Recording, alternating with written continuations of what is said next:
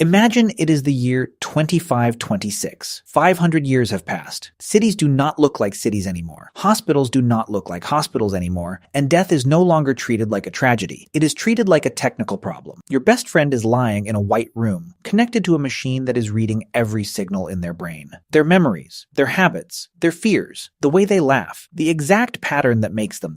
Across the room, a new body is waiting. Half biological, half machine. A synthetic body that does not age the way ours do. The doctors tell you not to be afraid. They say the transfer is almost complete. Your friend looks at you one last time with their original eyes. Then, their old body dies. A few seconds later, the new body opens its eyes. It knows your name. It remembers the first time you met. It remembers private jokes nobody else could know. It cries when it sees you, and it says, "I made it." But did they? Or are you standing in front of something much stranger? A perfect copy that believes your friend survived. This is the problem with mind uploading. From the outside, it looks like immortality, but from the inside, it might be death wearing your face. The dream is simple. One day, technology becomes powerful enough to scan the brain in unbelievable detail. Every neuron, every connection, every tiny pattern of activity. And we are not close to this yet. Today, scientists can map tiny nervous systems in astonishing detail, but even the complete wiring diagram of a fruit fly contains around 140,000 neurons and tens of millions of synapses.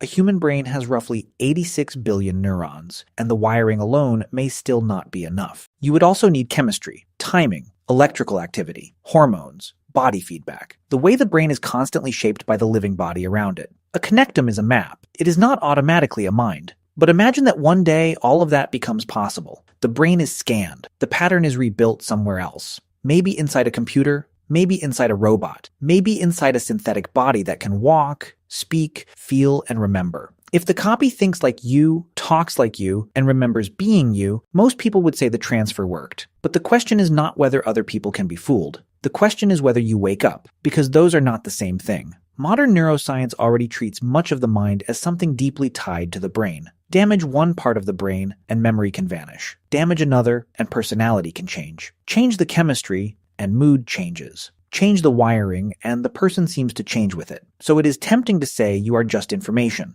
a pattern, a biological program running on wet tissue, and if you are a pattern, then maybe copying the pattern is enough. But this is where the nightmare begins, because copying something does not usually move the original. And this is where the question stops being only scientific, because science can talk about the brain. It can talk about neurons, electricity, memory, personality, information. But for billions of people, the thing that makes you you is not just information. It is the soul. And if the soul is real, then mind uploading has a problem no machine can solve. Because a machine might copy your memories. It might copy your voice, your habits, your fears, the way your face moves when you recognize someone you love. But can it copy the soul? Most religious traditions would say no, not because the machine is not advanced enough, but because the soul is not the kind of thing a machine can measure. In Islam, the ruh is described as something from the command of God, and humans are told they have been given only a little knowledge of it. That changes the entire question, because if the soul is not physical information, then no scanner can capture it. A machine could copy your memories and still miss the one thing that mattered most. The doctors might say, "We copied everything." But religion asks a darker question. Everything physical? Or everything that matters? If your old body dies and your soul leaves with it, then what opens its eyes in the new body may have your memories without having your inner essence. It may think it is you, it may honestly believe it survived, but maybe the real you still died in the original body. If you copy a photo, the first photo does not travel into the second one. If you copy a file, the original file stays where it was. And if you copy a brain, maybe the original mind does not go anywhere either.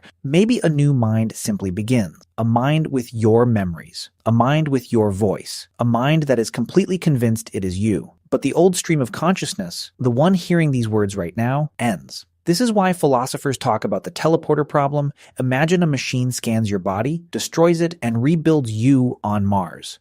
The person on Mars has your memories, your scars, your childhood, your fear of dying. Everyone on Earth celebrates. The teleporter worked. But from your point of view, did you travel? Were you killed while a perfect duplicate woke up somewhere else? And if the soul exists, the problem becomes even darker. Did your consciousness travel across space? Or did your soul leave the destroyed body while a copy simply opened its eyes on Mars believing it was you? The machine cannot answer that, because the machine can only compare information. It cannot measure subjective experience. It cannot measure a soul. The problem gets worse if the machine makes two copies. One wakes up on Mars, one wakes up on the moon. Both remember being you. Both love the same people. Both insist they are the real one. But they cannot both be the same single person. The moment they wake up, they begin having different experiences. One looks at red dust. One looks at gray rock. They are no longer one self. They are two new lives branching from the same past. And if two copies can exist, then identity cannot be as simple as memory. Memory matters, personality matters, but maybe they are not enough. Maybe being you also requires continuity, not just the same information, but the same ongoing thread.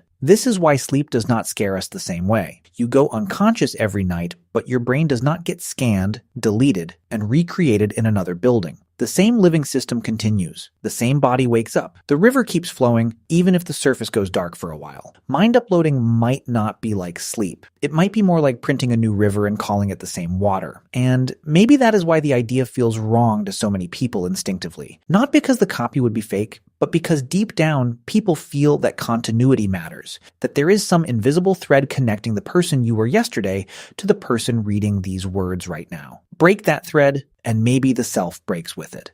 And this is where philosophy becomes terrifying, because philosophy asks a very simple question. What exactly are you? Are you your memories, your body, your personality, your consciousness, or something deeper? If every memory inside your brain could be copied perfectly, but your original awareness still disappeared, would that count as survival? For the copy, maybe yes. For the original, maybe not. And that possibility changes the entire dream of immortality, because maybe mind uploading does not save you. Maybe it only creates someone who thinks you were saved, someone who remembers your childhood, someone who loves your family, someone who believes they survived death. But believing something happened is not the same as it actually happening, and maybe that is the darkest part of all. The copy would not feel fake. It would feel completely real. It would wake up terrified, confused, relieved. It would hug your family. It would cry. It would thank the doctors for saving its life. And everyone watching would probably believe the experiment worked. Even the copy would believe it worked.